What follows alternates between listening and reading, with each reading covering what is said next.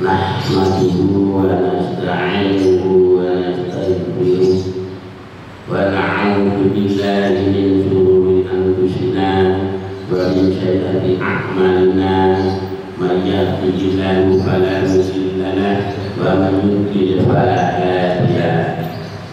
Asyhadu an la ilaha illallah wahdahu la syarika lahu wa asyhadu anna Muhammadan abduhu wa rasuluh. Ya ayyuhalladzina amanu taqullaha haqqa tuqatih wa la tamutunna illa wa antum muslimun. Ya ayyuhan nasu taqu rabbakum alladzi khalaqakum min nafsin wahidah wa khalaqa minha zawjaha wa batha minhuma rijalan katsiran wa nisaa'a wattaqullaha alladzi tasaaluna bihi wa arham innallaha kana 'alaikum raqiba. Ya ayyuhalladzina amanu taqullaha wa qulu qawlan sadida yuslih lakum a'malakum wa yaghfir lakum dhunubakum wa man yuti'illaha wa rasulahu faqad faza fawzan 'azima. Amma ba'du, fa inna asdaqal haditsi kitabullah wa khairul hadi hadi Muhammadin sallallahu alaihi wasallam wa syarrul umuri muhdatsatuha fa inna kulla muhdatsatin bid'ah wa kulla bid'atin dhalalah. Yang saya hormati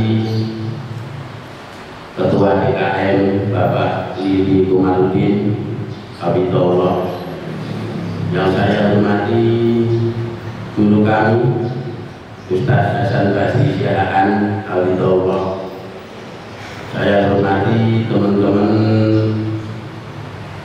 tim Husnul Khotimah Masjid At-Taqwa, semoga selalu sehat walafiat dan selalu mendapat berkat Allah Subhanahu wa taala. Yang saya hormati pula asatidzah dari pesantren Tahfidz Quran Via Quran beserta para santri, tidak kami sebut satu persatu namun tidak murah rasa.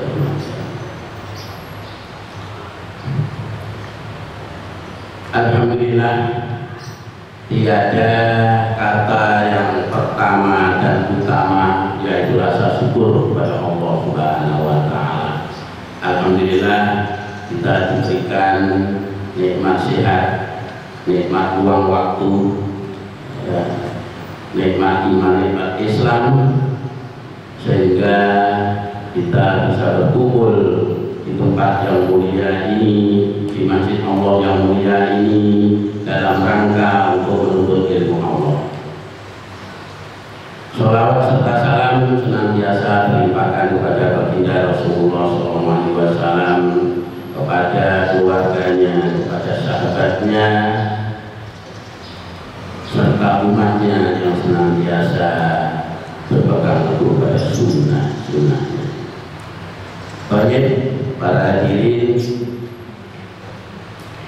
dalam kesempatan ini kita bersama-sama belajar mengenai ahkamul janaiz, mengenai bagaimana tata cara mengurus jenazah. Mohon maaf, sebenarnya saya mau bicara apa ya, depan saya ustaz-ustaz semua ini. Saya rasa beliau-beliau ini ya sudah tahu sebenarnya bagaimana cara mengurus jenazah. Mungkin saja beliau belum praktek. Kalau bicara teori saya yakin beliau lebih ahli daripada saya. Ya, kalau bicara masalah dalil, saya nggak bisa dalil. Saya nggak bisa dalil dibanding antum-antum, nggak ada apa-apanya. Cuman saya sebagai praktisi, pengurusan jenazah, alhamdulillah saya sudah berkali-kali menyelenggarakan pengurusan jenazah. Jadi yang paling inti mungkin barangkali nanti mengenai materi, mengenai teorinya, saya ada yang kurang dalam panggung. Yang saya utamakan adalah praktek praktek yang lebih saya tahu. Baik, sekarang kita mulai.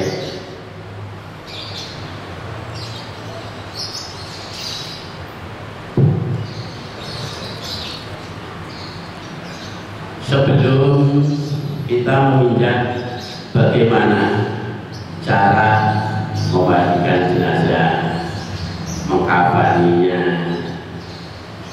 menyolatkannya, serta menguburkannya, terlebih dahulu mari kita bersama-sama merenungkan bahwa sesungguhnya kita semua akan mengalami maut. Kita semua akan mengalami kematian. Sesungguhnya yang paling utama itu adalah bagaimana ketika kita mati nanti. Kalau kita mati nggak takut Ustaz ya. Setelah kematian yang kita takutkan, setelah kematian. Jadi kita setelah meninggal dunia itu kan tidak selesai begitu aja ya. Ada alam berikutnya. Ada alam berikutnya yang disebut alam kubur sampai alam akhirat. Di situ nanti kita akan mempertanggungjawabkan apa yang kita kerjakan di dunia ini. Saya menasihati diri saya sendiri pada khususnya dan para jamaah sekalian, mari kita banyak-banyak mengingat kematian. Mari kita sering-sering mengingat-ingat kematian.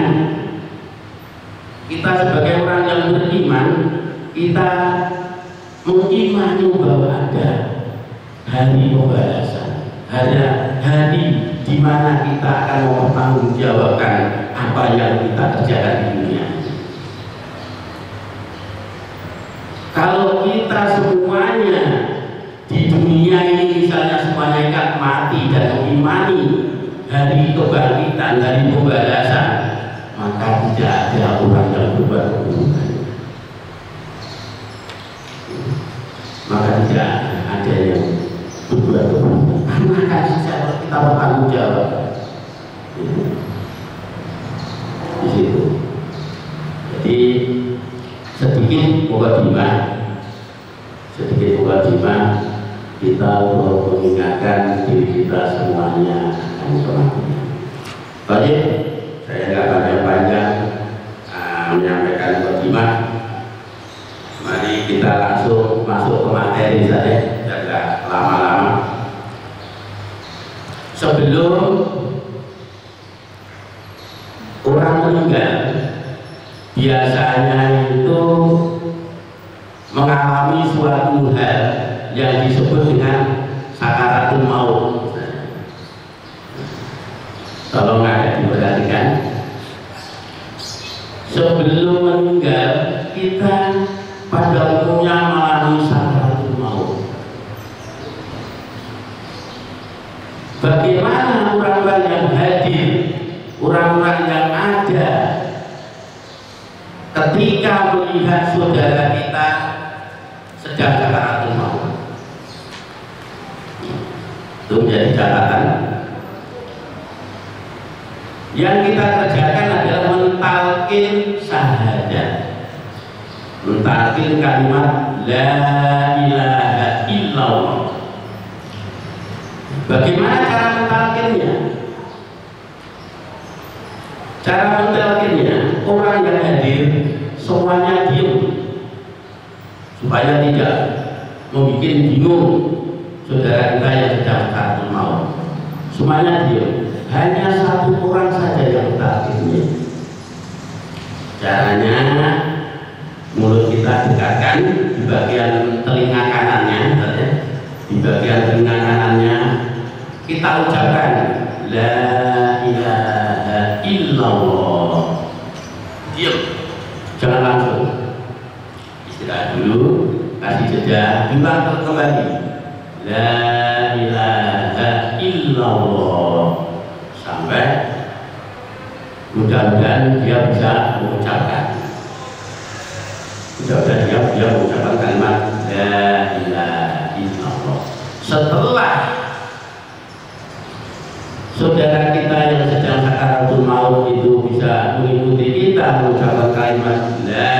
ilaha illallah, maka jangan ada yang berkata-kata. Sudah cukup. Karena apa? Yang kita harapkan di akhir ucapannya kalimat la ilaha illallah. Kenapa? Karena Rasulullah SAW bersabda, man kana akhiru kamalihi, man kana akhiru kalami la ilaha illallah dakhala jannah. Barang siapa yang di akhir ucapannya kalimat la ilaha illallah akan masuk surga. Ini menentang. Setelah kita mendapatkan saudara kita dipastikan meninggal,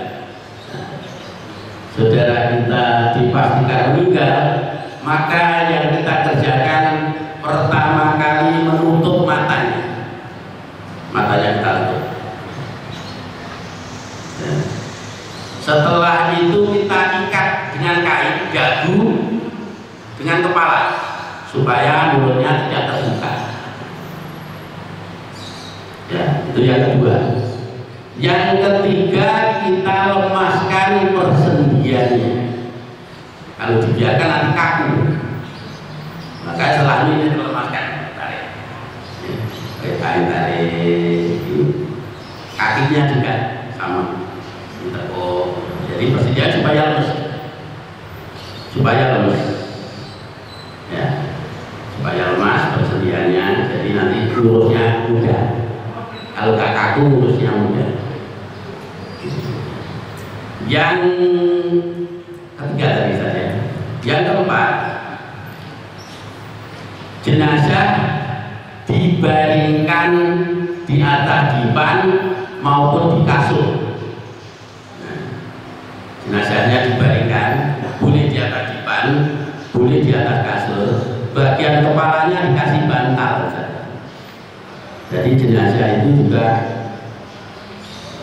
kita perlakukan seperti manusia itu.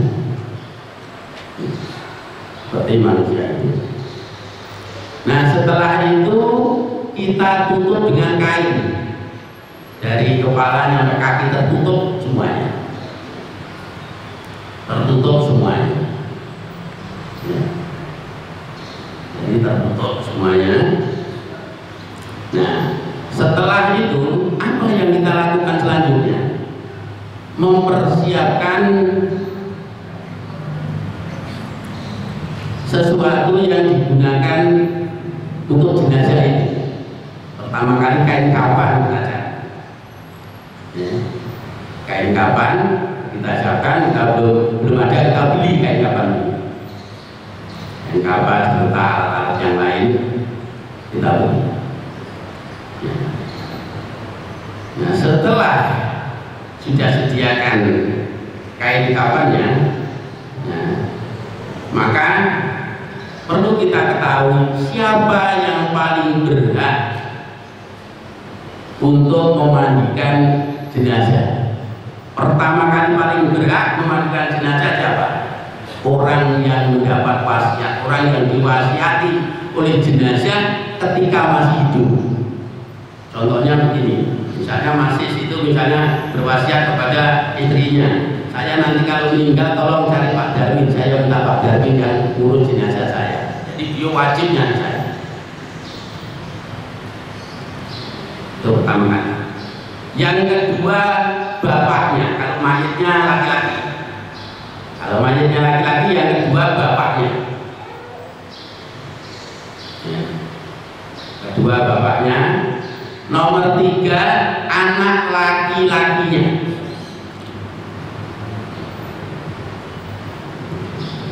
Yang keempat, kerabat terdekatnya.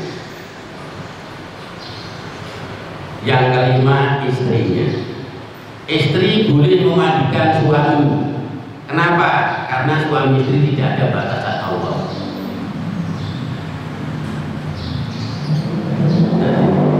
Bagaimana kalau jenazahnya wanita? Sama. Pertama kali orang yang diwasiati, yang kedua ibunya, yang ketiga anak perempuannya, yang keempat kerabat terdekatnya, yang kelima suaminya, sama. Itu yang nah, bagi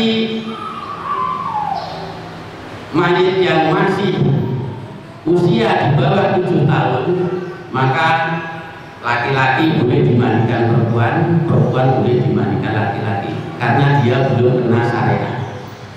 Dia auratnya belum dihukumi apa-apa. Boleh siapapun yang mau. Selanjutnya, sudah saja. Selanjutnya, apabila ada bayi yang keguguran sudah berusia 4 bulan, bayi yang keguguran sudah berusia 4 bulan, maka kita perlakukan seperti jenazah dewasa, karena dia sudah dikandung. Urus seperti jenazah orang dewasa dan diberi nama. Kalau sudah usia kandungan 4 bulan. Tapi kalau usia kandungan belum nyampe 4 bulan, maka dianggap darah biasa, dikubur gitu aja. Cukup langsung dikubur, karena dia belum dianggap manusia, masih darah biasa. Nah, sekarang selanjutnya bagaimana tata cara memandikan jenazah. Pertama, kita siapkan alat untuk memandikan jenazah. Untuk bisa pakai meja misalnya, atau kalau di biasanya kayak di masjid kita itu kan sudah punya tempat pemandian jenazah. Sudah pemandian jenazahnya kita sudah punya, itu disiapkan. Terus yang kedua, kita siapkan ember yang besar untuk tempat air. Terus ember yang sedang 2, ember yang sedang 2, yang satu untuk air yang dicampur daun bidara, kalau ada daun bidaranya. Yang satunya untuk kapur barus yang sudah dianjurkan. Jadi nanti kapur barus itu kita beli, umumnya kan masih bulat-bulat gitu ya. Itu kita hancurkan dulu. Kita hancurkan dulu. Nah, setelah kita hancurkan, kita campur dengan air. Nanti untuk basuhan yang terakhir. Dan perlu diketahui bahwa memandikan jenazah tidak boleh dilihat orang umum. Jadi harus tertutup. Biasanya pakai tirai dari kain atau tertutup lah. Kecuali petugas yang memandikan jenazah saja. Gitu. Yang lain nggak boleh melihat. Terus kondisi jenazah selalu tertutup, ya, auratnya harus tertutup. Jadi mandikan itu tidak boleh buka, tidak boleh buka kainnya, tidak boleh. Jadi ketika kita nantinya boleh, ya di ini kain tangan kita masuk di dalam kain, yang boleh ada yang bantu nyiram. Gitu ya. Gitu. Nah, sekarang tata cara memandikannya. Pertama kali kita bersihkan kotoran-kotorannya. Yang pertama kotoran ringan, seperti misalnya di kuku-kuku ada hitam-hitam, itu pakai katembat ya. Katembatnya dicelupin ke air itu untuk bersihin. Ya. Terus di sini kalau ada kalau kita aja belek gitu ya, apa itu namanya, ada kotoran di sini untuk bersihkan. Di telinga dibersihkan semuanya, dibersihkan. Kalau kukunya panjang boleh dipotong, panjangnya berlebihan. Kalau panjang berlebihan boleh dipotong kuku. Kenapa? Karena kuku itu kan orang masih hidup kan dipotong nggak sakit. Yang nggak boleh menyakiti jenazah itu nggak boleh. Makanya nanti kalau nyabun itu kan harus pelan-pelan. Kita perlakukan seperti orang masih hidup. Setelah itu kita bersihkan semuanya. Itu semua sudah kita bersihkan.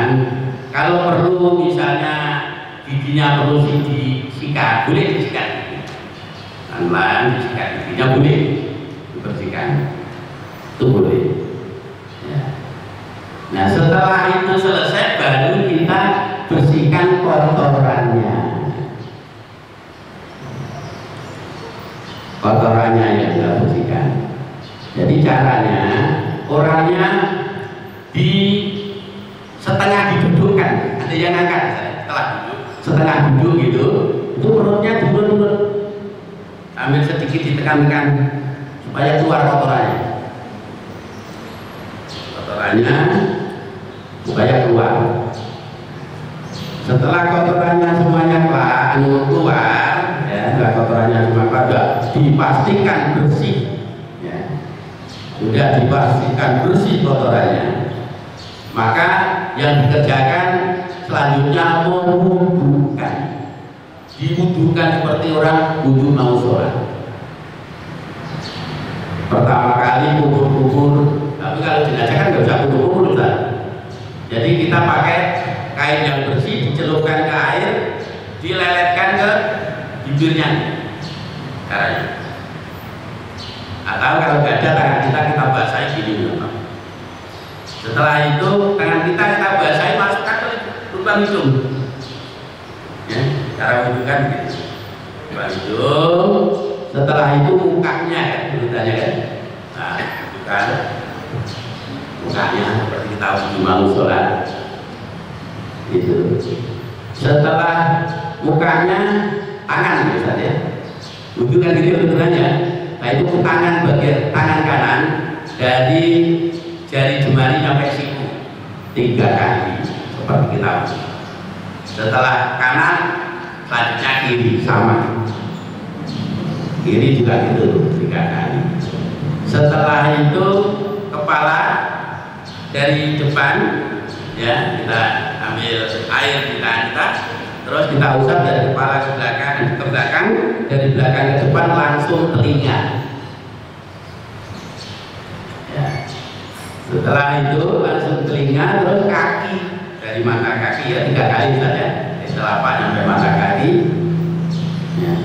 Kanan dulu, baru kiri. Ya. Sekarang selesai wudukan. Baik. Setelah selesai kita wudukan, sekarang kita siram. Ini mulai mandi enggak? Ini mulai mandi.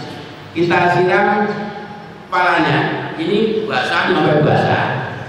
Nah, kita siram sambil sedikit digosok-gosok. Ya. Rambutnya sedikit digosok-gosok, siram. Ya. Nah, setelah itu kita siram badan dari depan bagian kanan.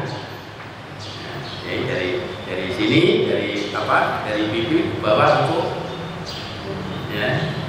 Nah, sambil kita gosok-gosok, ya, pelan-pelan. Setelah itu miringkan ke kiri. Yang waktu mau disiram kan bagian kanan. Nah, miring, ini siram sambil digosok-gosok.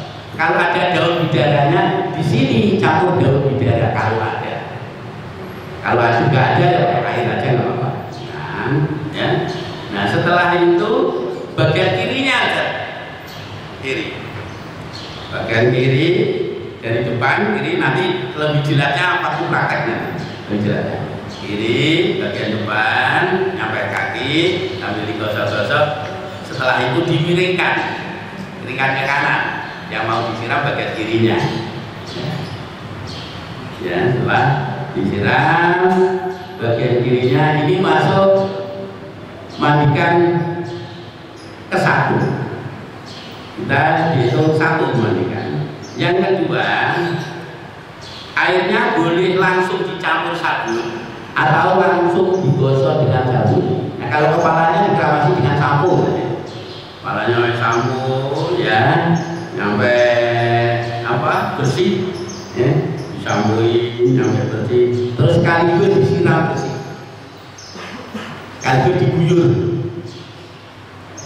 sampai bersih, seperti kita keramas bersih. Ya. Nah, setelah itu baru bagian kanan disabun, ya, digosok-gosok sabun. Nah, nanti disiram nyampe peret, nyampe enggak licin lagi, licin sabunnya nyampe hilang. Terus baru diiringi, gitu juga disabun, ya, gosok-gosok, gitu kan, terus disiram nyampe hilang licinnya. Kemudian bagian kiri dilakukan sama seperti kanan. Nah, itu selesai memandikan kedua. Yang kita mandikan paling tidak sunahnya tiga kali. Mandikan sunahnya tiga kali. Yang terakhir yang ketiga yaitu disiram dengan air yang campur-campur halus tadi. Di situ ada keterangan. Ada keterangan. Cuman mungkin yang saya sampaikan nggak perlu seperti yang di situ. Nah, setelah itu dihandui, ya, dihandui bersih. Tapi cara handuinya tetap tertutup. Makanya saya minta sama Ustaz Fauzi disiapi 2 kain. Yang satu nanti tertutup waktu dimandikan itu kan basah itu. Nah, nanti ganti satunya untuk ditutup kering itu kita handui. Ini terus ini tutup, terus bawah langsung ikutin tuh. Handuknya tutup. Jadi jenazah tetap tertutup aurat. Gitu. Nah, ini pembahasan memandikan selesai. Pembahasan pemandian selesai. Sekarang pembahasan mengenai mengkafani. Ya. Sekarang mengenai mengkafani. Siapa? Kain kapan? Pertama, kain kapan?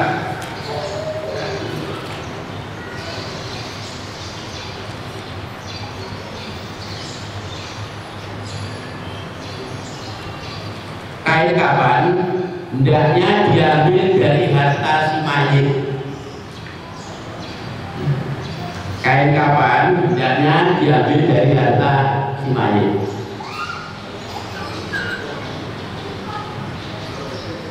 Kalau si mayit nggak punya harta, maka orang yang menanggung biung, misalnya seorang bapak sudah nggak punya harta, nah, ikut anaknya, maka anaknya yang nanggung untuk beli kain kapan. Kalau itu nggak ada, jadi beralih ke Baitul Mal. Kalau zaman dulu kan pemerintahan Islam kan ada Baitul Mal kan, Baitul Mal. Kalau Baitul Mal nggak ada, siapa saja yang sanggup untuk memberikan. Begitu. Nah, lalu gimana dengan kayak sekarang ini sudah disediakan kayak di masjid kita itu juga tim khusus khotimah menyediakan boleh saja. Nah, kalau sebaiknya kita pakai kain kapan dari Baitul Mal, dari masjid atau apa misalnya gitu saja. Nah, kalau si mayit itu punya harta, sebaiknya diganti kain kapan. Artinya dari harta dia kan.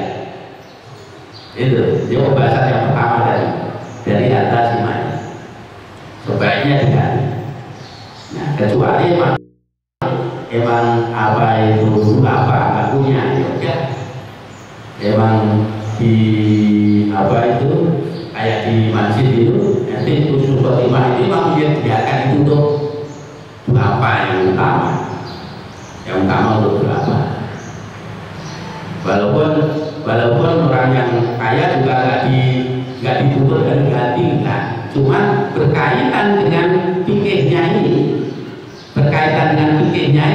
sebaiknya diganti, lebih afdal. Jadi mengkafaninya dari harta si mayit. Itu kan. Terus siapa yang berhak mengkafani? Sama, urutannya sama dengan memandikan tadi, yang diwasiati, terus bapaknya, anak laki-lakinya, kerabat terdekatnya sama. Nggak beda. Nah, cara mengkafani untuk laki-laki itu 3 lembar kain kafan, cukup 3 lembar laki-laki. Ya. Laki-laki cukup 3 lembar.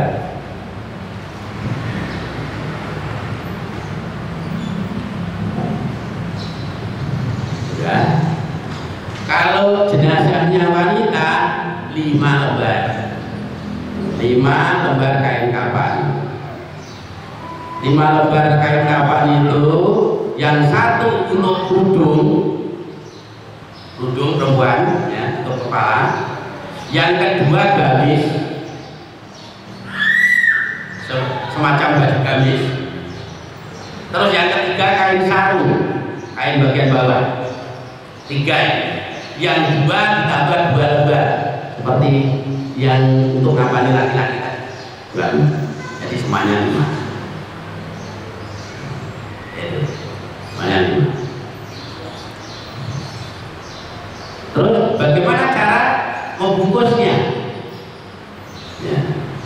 Cara membungkusnya, kalau yang jenazah laki-laki tadi cukup setelah digelar, itu tadi nanti digelar, nanti perhatikan kan setelah digelar itu kan kalau urut jenazah beneran itu kan ada dikasih kapas, dikasih dibikinin celana dalam, ya.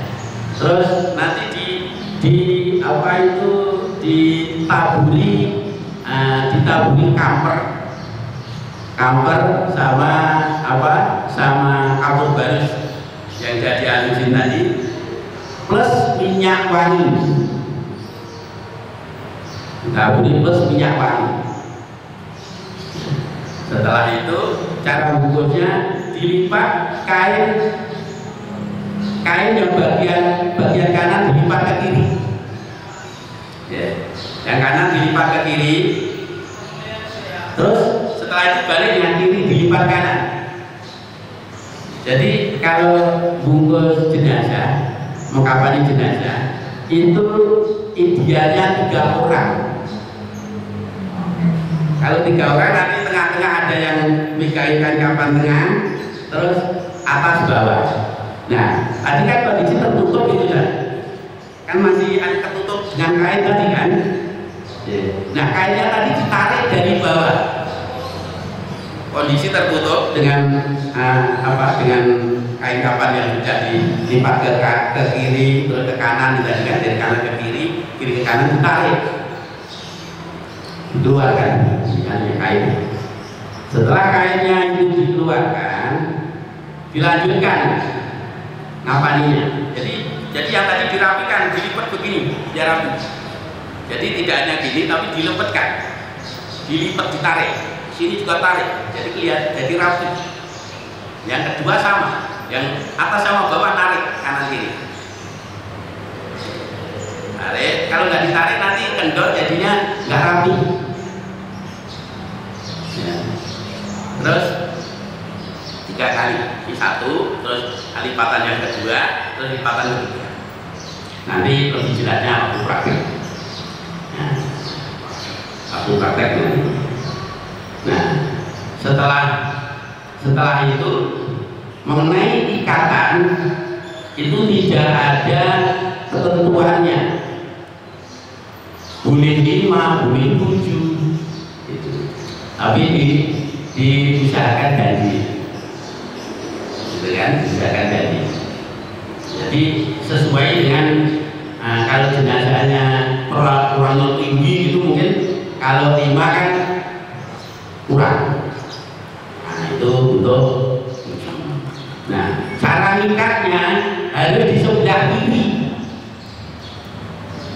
sebelah kiri sini, karena nanti ketika dikubur itu kan piringnya kanan. Kalau taruh kanan nggak bisa bukanya, susah, maka di kiri. Itu. Jadi di kuburan itu nanti gampang bukanya. Nah, nanti tata caranya itu sebelum kainnya dibilas itu tali dulu ya. Siapkan talinya dulu. Tali. Nah, biasanya kan kalau jenazah beneran kan kita pakai tikar ya. Nanti untuk tali tikar 3. Tali tikar itu 3 ya. 3 itu juga dipasang 3 helai tali. Nah, baru tikar dipasang. Kan itu ya. Ini tali misalnya. Atasnya ini tikar. Nah, setelah tikar baru dikasih tali lagi 5 atau 7. Baru kain kapannya. Baru kain kapannya. Begitu juga yang perempuan, cara ngapalinya sama. Dipasang ujungnya, gitu kan? Nah, nanti apa? Celananya, apa itu namanya, sarungnya itu dilipatkan, ya, dilipatkan bawah gimana supaya rapi kan ya? Lipatkan ke bawah. Nah, badan ini kan sudah rapi. Begitu juga gamisnya kan masuknya ke bawah. Setelah itu tinggal yang 2 lembar tadi dilipatkan seperti mengkapani laki-laki tadi, dari kanan ke kiri, kiri ke kanan, ya, rapi terus lagi seperti itu. Itu cara ngapalinya.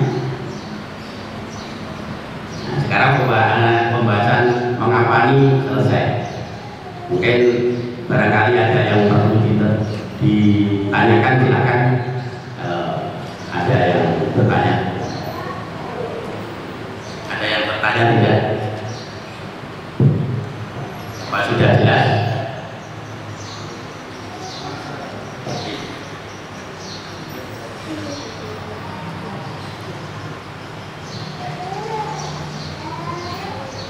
Mengenai prosesi memandikan jenazah, apakah kita bebas untuk menyiram jenazah ketika proses memandikan berlanjut atau menggunakan hitungan ganjil dosa? Ya. Gunakan hitungan ganjil untuk memasuk jenazah ketika memandikan. Terus? Jadi itu sebenarnya. Si cara memandikan, apa bebas kita menyiramnya atau dengan menggunakan hitungan ganjil? Bisa. Jadi cara mandikan itu tadi bisa disiramnya tadi saja.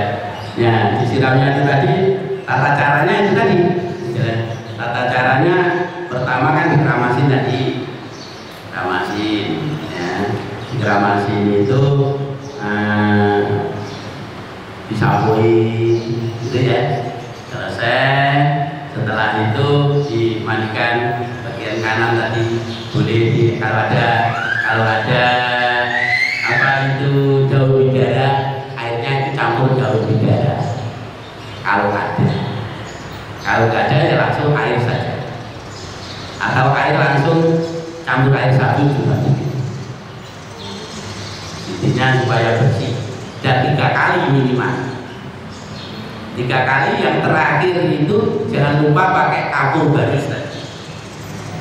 Nah, teknisnya boleh pakai gayung, boleh pakai selani, bagaimana mudahnya saja. Begitu saja. Ya. Gitu. Nanti lebih jelasnya nanti ketika praktek kita. Ketika kita praktek nanti baru jelas. Kalau ini kan baru gambaran lapangan ya, ya mungkin apa itu masih kan bagaimana ya caranya masih bingung gitu. Nanti jelasnya setelah praktek. kelas praktek ya, kelas praktek ini sudah gitu. Nah sekarang mengenai masalah mensolatkan sudah paham semua Ustaz ya. Mensolatkan mungkin nggak perlu dibahas ya. Ya, langsung praktek. Oh iya, langsung praktek nanti. Ya. Oke. Nah sekarang waktunya masih panjang ini. Sekarang apa kita langsung praktek? Kita langsung praktek saja.